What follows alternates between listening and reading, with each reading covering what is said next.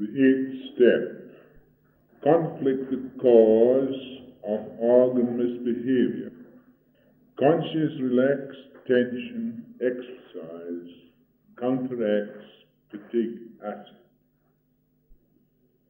I will heal their backsliding, I will love them freely. Hosea 14:4. Nature teaches us how to rest perfectly. When we look upon the little child asleep, we see nature in perfection. Animals and children relax naturally. It's only when we enter into a confused world that we find social situations confusing. We also become confused when two situations conflict, making opposite demands. If one tugs at the heart and the other the pocket, etc., etc. When these conflicts are too strong for the individual, nervous tension is the result. We enter into a world confused. Yes, the world is confused. So much so that we find ourselves caught up in this confusion. And it is only when we begin to realize the truth of things that we can dispose of it.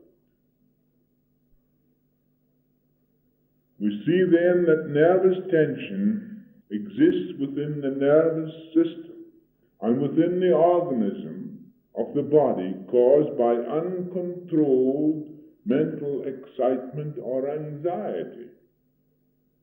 In the first place, our reactions are mental, but the result is physical. For when there is a mental tug of war, there is a pull of one organ against the other. Therefore, nervous tension is physical. That is the reason that so many sicknesses are caused by emotional conflict. It is very difficult sometimes to understand a nervous trouble because there don't seem to be any cause for it. But yet it lies there latent in the individual. And the individual has to find that out for himself or herself, or through the medium of some person who understands, to lead them out of the morass into plain water, where the person can sail through life with understanding. The many ways that conflict can take place within the individual are too numerous to mention. If I may mention one or two, it will lead you to investigate your own mind and see what conflict remains there. A person is brought up in poor circumstances. His early life is punctuated with poor food, insufficient clothing, and comparison with others at the same school. In after life, he may progress, be a gigantic success, yet always has a feeling of inferiority because he has not outlived comparison, and this is a hindrance to all that is possible for him. I knew a case of two men. Both of these men were brought up in poor circumstances. They were both gigantic successes. One was a surgeon and the other was a businessman. The surgeon had found his way out of the difficulty, but the businessman did not. And he always felt a sense of inferiority when he was in company with this person. So he said to him one day, "I envy you." And he said, "Why?" He said, "You seem to be so free, and in myself I am caught up like a vice. I have a feeling of inferiority, although I am successful in life." He says, "There's something always tugging within me." And said, "This surgeon, but you were brought up in good circumstances, but me, I was brought up as a poor boy. I can remember going to school with tatters. I can remember all these things, and he still remembers me today." So the servant told him, "But I was brought up as a poor boy too. I was the same." He said, "It took me a long time to get out of it, but do you know how I got out of it? By doing things for others. I lost myself in doing things for others, and I found my real self. Not the self that is hidden in your mind of the past, but your own real self." If comparison becomes too strong, then there is conflict, which affects the nervous system and the organs of the body.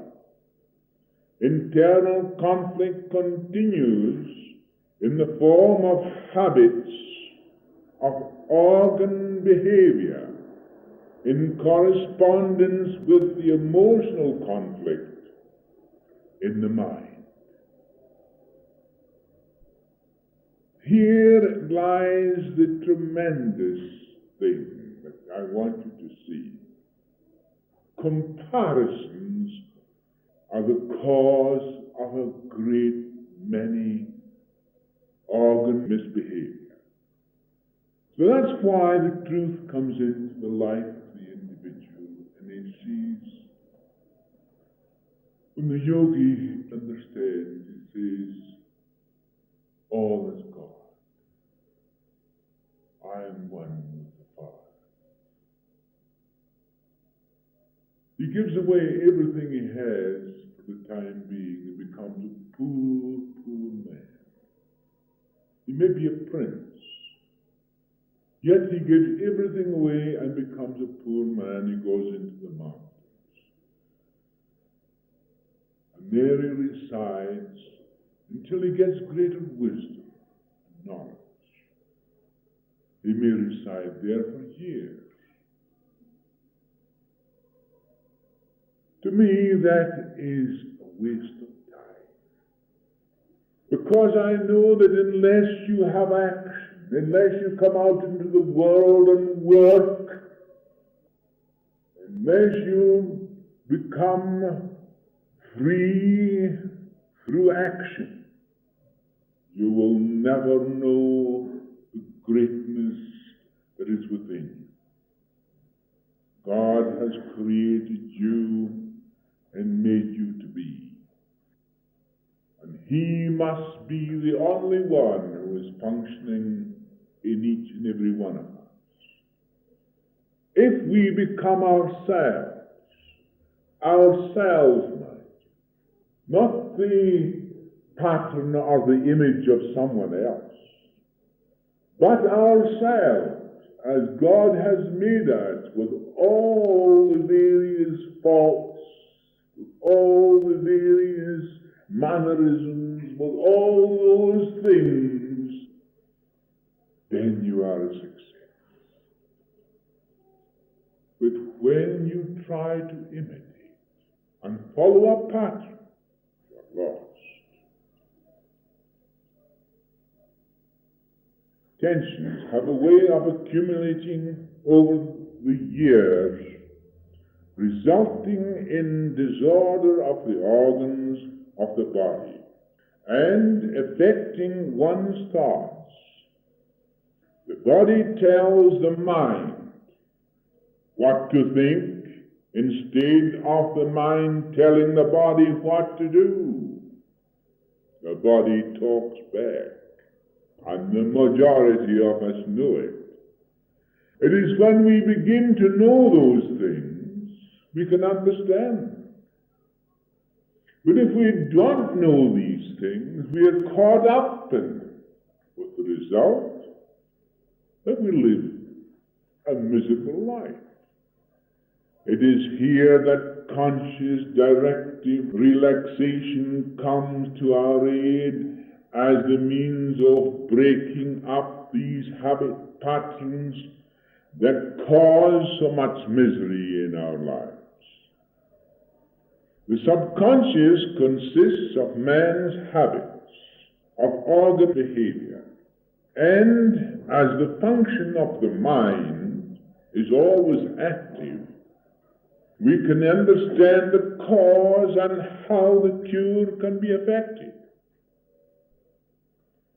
Conflict can be caused where we live in a perpetual desire to get away from a situation while dreaming of a state desired. We live in a world of reality, yet our mind is caught up in a world of fantasy.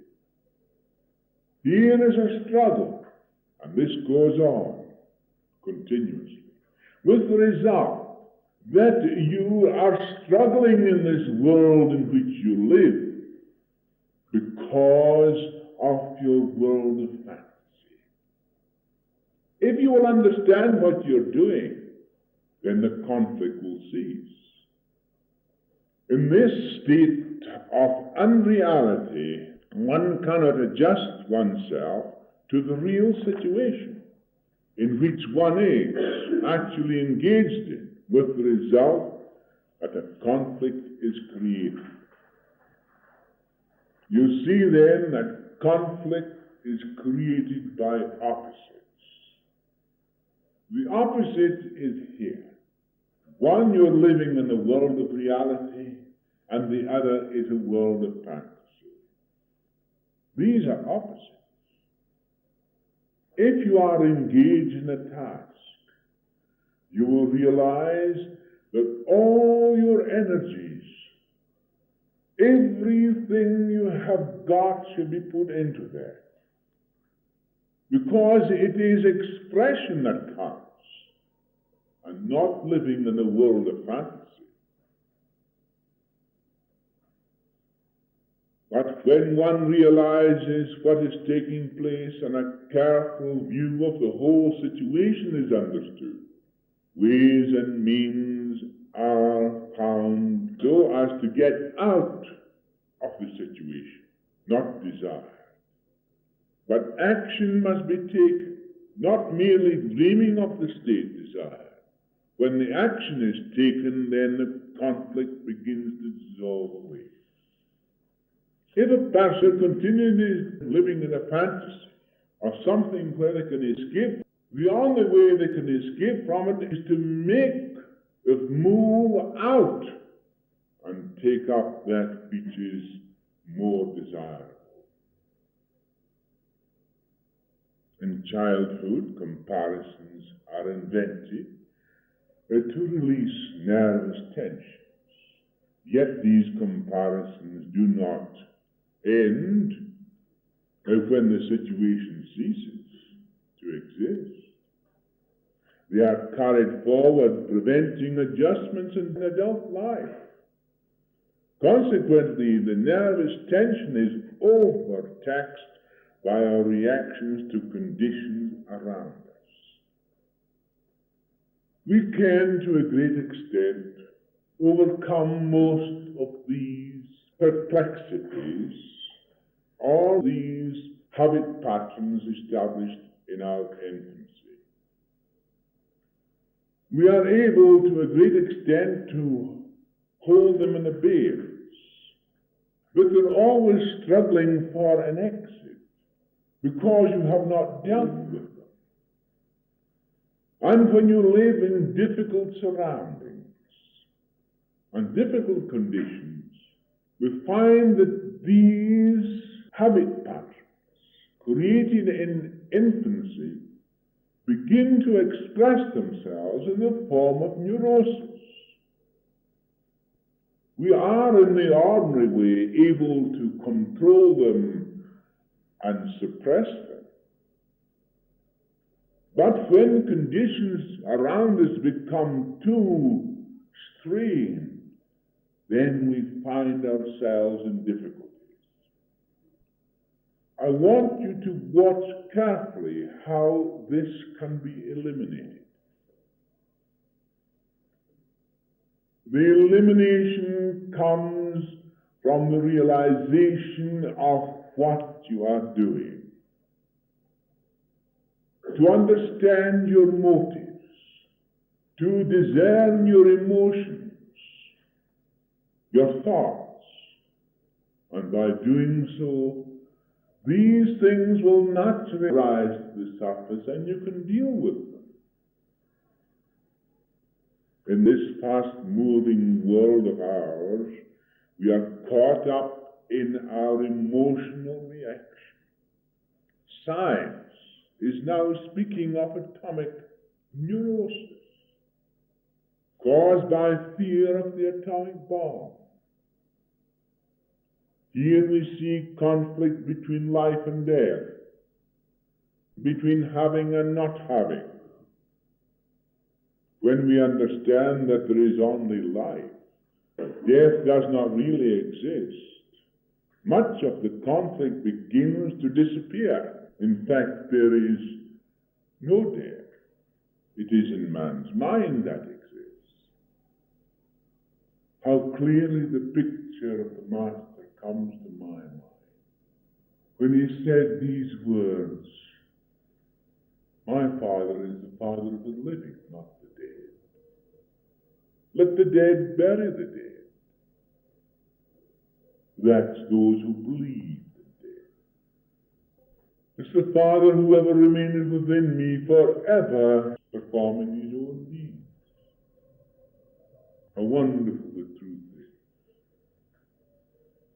When I read about the Master, I take up the Bible sometimes and I sit down and I read about him. And I think in my own mind and I bring him down to 20th century. And I can see that he is not 2,000 years old at all. He is now 20th century language. The fact that he tells you to fear not, be not afraid, to love one another, love your enemies, do good unto those that injure you, in preventing you from having stomach ulcers, skin trouble, neurosis of all kinds. He's talking 20th century language. And I can weave the stories around him, and I can see the whole wonderful truth come down to us this very moment. How wonderful it is. Then we know what he told when the thief was on the cross. And he said, "This very day you shall be with me in paradise." To show that there is no death. A proof of the fact that these people are still alive. And if you believe that Jesus is alive today, which you must, then everyone else who is past is also alive. Because we live in Christ. And Christ lives in us. If one allows the mind to dwell upon the supposed effects of the atomic bomb, fear is created. On the other hand, one may reason this way. Well, we are all in it.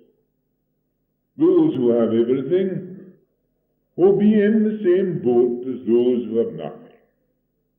And those who have nothing will not have to worry about what they have to lose. Every person is always worrying about the things they haven't got. And that is causing more misery in the mind and in the individual than anything else. It causes more troubles in the body than all the diseases in the world.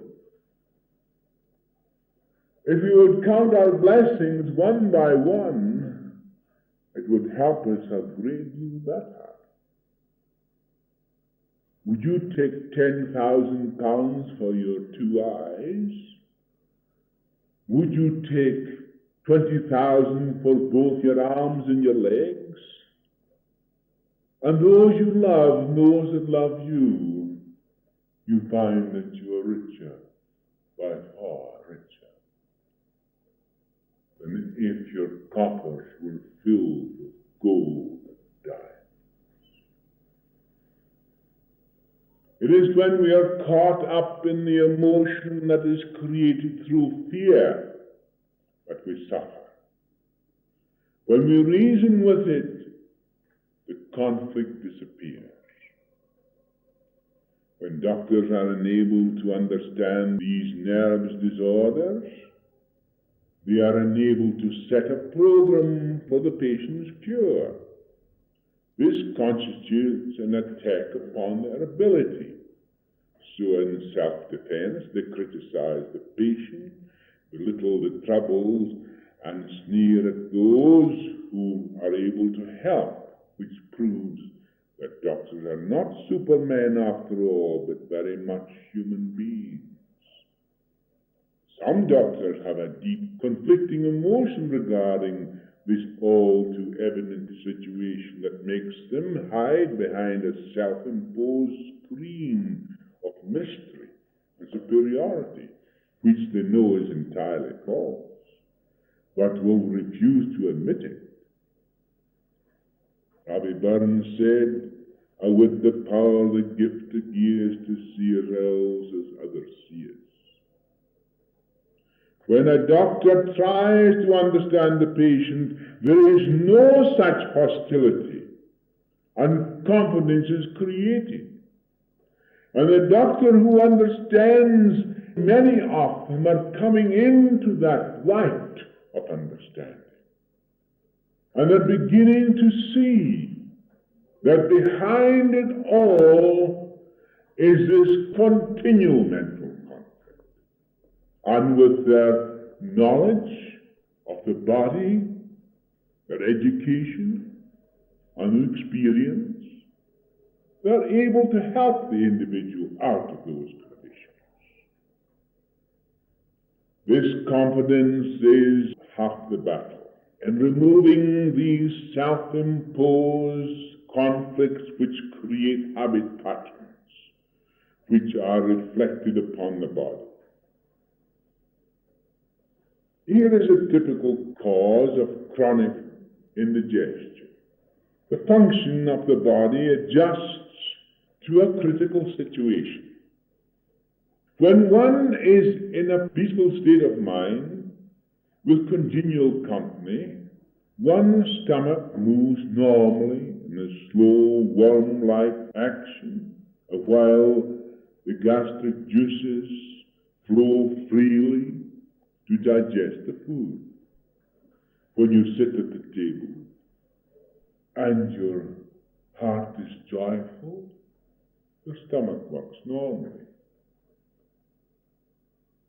When anger, fear, or jealousy, or any other emotion is engaged in, the movement of the stomach stops.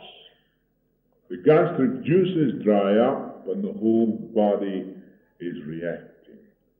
You all know that.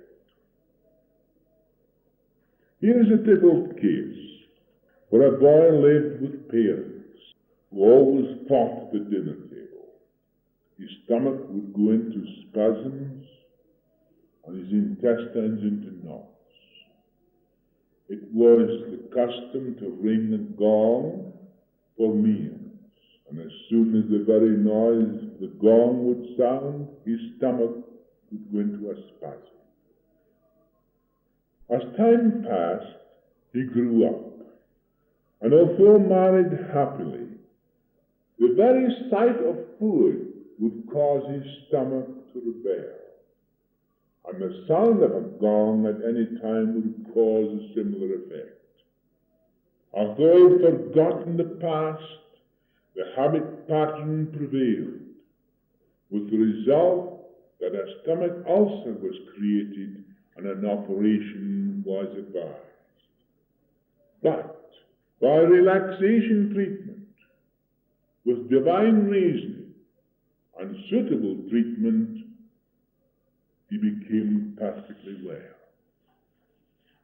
Here is a typical case of a young lad, a boy, where the habit pattern was carried over into his adult life. And yet, although he could not remember the cause of these spasms, immediately he got into that state of relaxation. And as I directed the outcropping of his mind, his thoughts wandered out, and all of a sudden he remembered these things.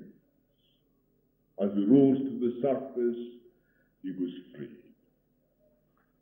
How simple the whole story is. We see beneath every neurosis there is a conditioning of some automatic function of the body. Therefore, an understanding of the cause of the conflict is all important, and these lessons will enable you to find the cause of the conflict in yourselves. The ordinary man is governed by his feelings and emotions, and has no definite knowledge of the law of cause and effect. It is just another theory to him, a theory that he never really understands. So he tries to justify his actions done under a feeling of emotion, of fear, anger, or jealousy, failing to know that the law of cause and effect does not justify any action. It only produces the effect. So he seeks to console himself with explanations and excuses. There is no excuse. But to say that we should have no feelings is entirely wrong. When our feelings are in the right direction, then they are producing harmony and joy and health. Some will say that it is unspiritual to have feelings. But feelings, when you know that they are pure, full of love, compassion, when you find that underneath there is the divine nature there, then you'll get freedom. And all the energies of your body turn towards creative work, understanding, love, freedom. It is the most glorious thing in the world for a person to have their heart full of love. Some people are afraid to express it. They damp it down. Here is a conflict. A conflict because their heart is so full of love, yet they cannot express it. They are afraid.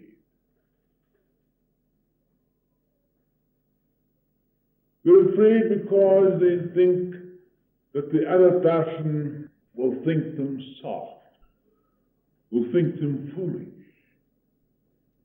But I tell you this, when you feel that bubbling over, that lovely feeling of love that's God that is in your heart.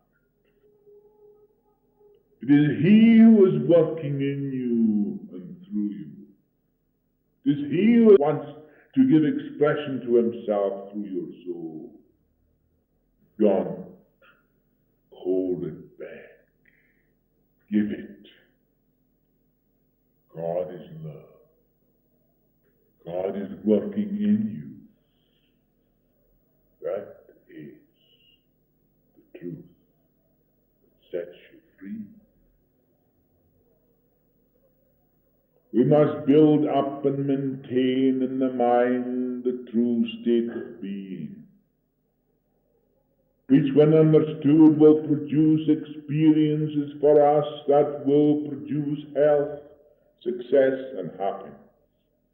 Therefore we must include the divine mind in our everyday scheme. This will increase our ability to use every opportunity to succeed 100-fold. Acquaint thyself with Him and be at peace, therefore good shall come unto thee. What the prophets knew. Yes, that old book is a wonderful book. And although it was written by men, it is inspired. And we can take a lot out of it. And one of these days I will begin to write stories as I see them in my own mind about the Master from the time he was a boy, the time he was born, right through his whole life until we find him passing into the inner world. Not away from us, but with us. And I think I'll be able to turn these stories and make them fit into our everyday life, our 20th century life. I intend to make him an ordinary individual, a man, born of woman, for there in every child born the Christ is born. And I want to show you in him the Christ Spirit, the all-powerful Word that was in the beginning, the Word that was with God, and that very Word that was God, and the Word that was made flesh. I want to show you this story. And I want to feel that I am being helped to do it. One person asked me to do this, and I have felt that the urge has come.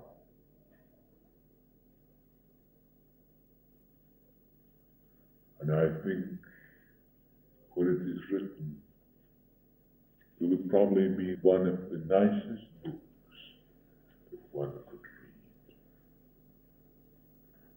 read. Remember, I always know that I of myself am nothing.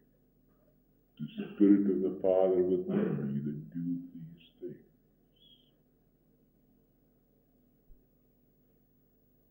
We must not spend our time in mere affirmation.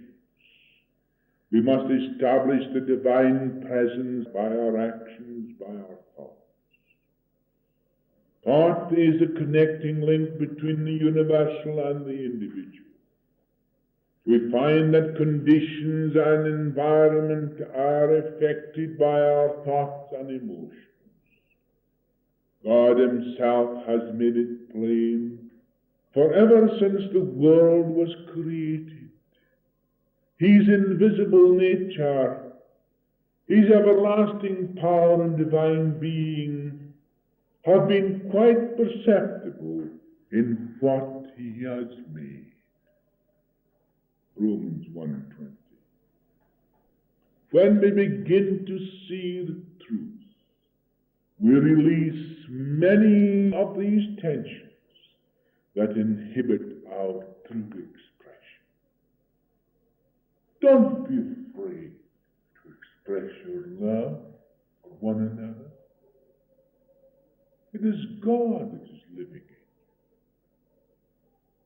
you. The lack of giving expression to love is the cause of many or much of neurosis existing today.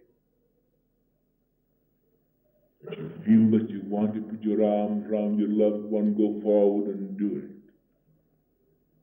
And that loved one will respond. They'll have love in their heart. Sometimes there is suppression, because that suppression in themselves has prevented them from showing their love. But that will break down, and by the release of the love within themselves, the union of God to one another is complete.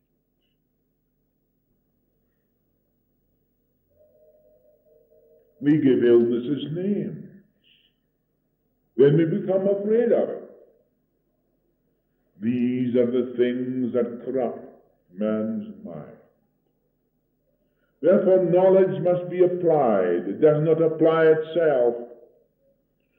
No matter what sort of work we are employed in, channels will increase and develop, possible new channels and unusual channels that will open when the law becomes fully operated in us through application.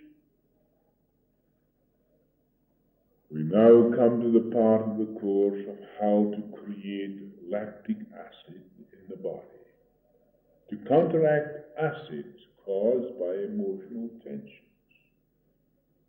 Everyone creates acid in the body by various means, by anxiety, excitement, fear, anger, jealousy, hate, etc. Neuritis is an example of this. Majority lack the knowledge of how to take care of themselves. They are engaged all day, rushing here and there, and after the day's work they try to find the best means of amusing themselves. They do not know how to relax, with the result that more and more acid is created. We must create more lactic acid to counteract the acid which does us harm.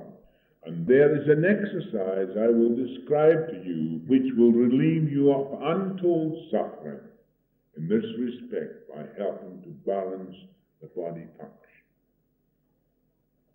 We all know, especially doctors know, that lactic acid is the thing that neutralizes the acid in the body. Unless we have lactic acid in the body, then our nerves corrode, they tighten up, they burn. Tension creates acid. Fear creates acid. Anxiety creates acid. The mentally overstrained will regain control when sufficient lactic acid is supplied to the nervous system. Relaxation makes us alert and relieves the tension from the brain and nervous system. Lactic acid is produced as an end product of muscular metabolism. But the fact is that most of the lactic acid is used up in muscular action, and none of it is left for the nervous system. how are we to create it? Lactic acid may be compared to calcium in our food. It gives us energy to accomplish physical expression. With physical action, we produce a certain amount of fatigue poisons. By this exercise which follows, you produce the smallest amount of fatigue poison and the greatest amount of lactic acid in the system. You become 100% stronger in 1 year. You can remove pain from any part of the body by learning to consciously contract muscles around the affected area. To do this is called conscious relaxed tension. Here is this relaxed tension exercise. Relax the whole mind and body. Then lie in this state for 60 seconds. Then stick out your arms and raise the body and make an effort to touch the toes, at the same time consciously tensing every muscle in the body for a few moments only. Then relax again for 60 seconds. Do this 5 times. So you're lying completely relaxed in your bed. Then you completely begin to raise your body and tense yourself towards your toes, your whole body tense like that for a few moments. Then you relax completely again for 60 seconds. Do that 5 times. It's simple, but wonderfully effective. This simple exercise has a tremendous effect. You will be charged with vitality, mentally and physically. Your brain will be clear, and many of your pains will disappear. You virtually squeeze the poison out of the tissue. At the same time, lactic acid is created, which is absorbed by the nervous system, thereby rejuvenating it. It rejuvenates the nervous system. This simple exercise is absolutely essential. In this series, I'm giving you all the details to enable you to overcome all these conflicts. I'm also giving you knowledge acquired from 40 years' experience among people. And I may say, all over the world I've seen the most difficult cases. I've had the most difficult cases. I've seen them all. Every incurable case in every country I go to comes to me. And I know how many I have relieved, how many I have cured. Not I, but life itself has cured, when tension has been taken off.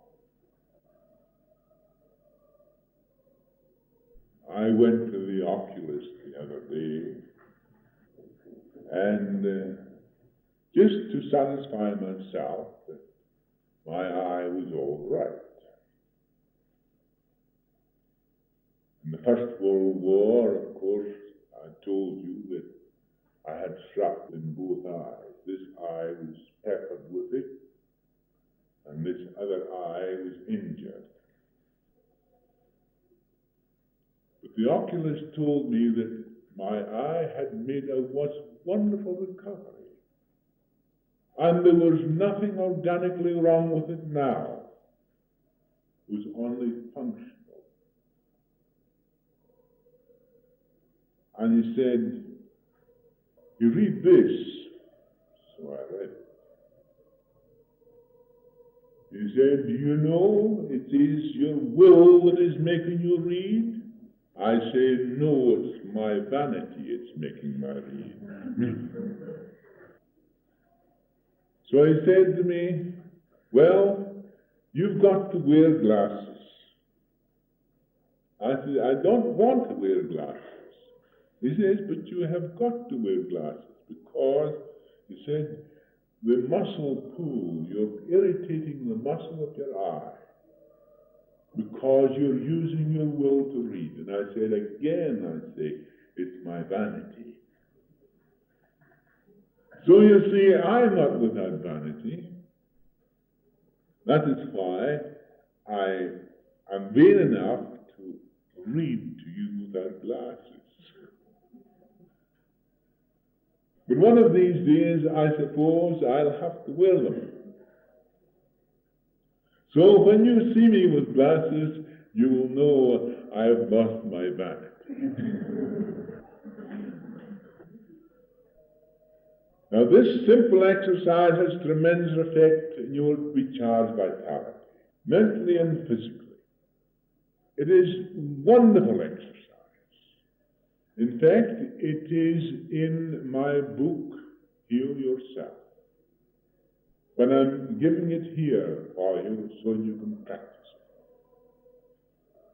it. For cases of infantile paralysis, muscular atrophy, spasms, insomnia, etc., there is no finer exercise. The glands of the body are dependent upon squeezing action to create circulation for the release of the hormones from within. Thus, the hormones are taken up by the bloodstream and are carried to other parts of the body. The lymph glands are also dependent upon squeezing for the release of the lymphatic fluid. This exercise should be done before you relax at night and the first thing in the morning. Try it out and see the result. It will only take you a matter of 5 or 7 minutes for this exercise, and you can do it lying in bed.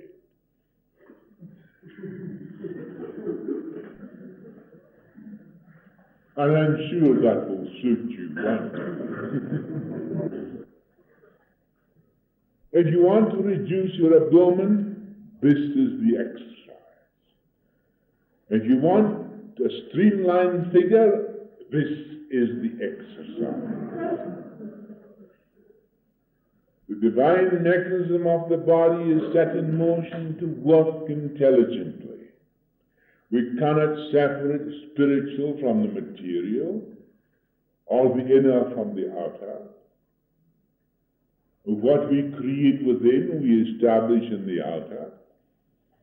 Therefore, the commandment, thou shalt love the Lord thy God with all thy heart, with all thy soul, with all thy mind, and love thy neighbor as thyself, will give us the technique to use constructively the law of creation. The Father loves us with a deathless love, so we must love one another. The divine law will fulfill our greatest desire and give us the happiness we so fervently seek. Benediction. Beloved, if I go to the farthest star, there I shall be with thee. Worlds may come and worlds may go, but I will be with thee always. The things thou givest me will never blind me to the giver. For thou, the giver of all things, will always be greater than the gift. When trials come, I shall look into thine eyes and will say, I am with thee always, and I shall be free. And when my earthly breath fades into eternal life, I'll whisper to thee, I am thine, always, beloved.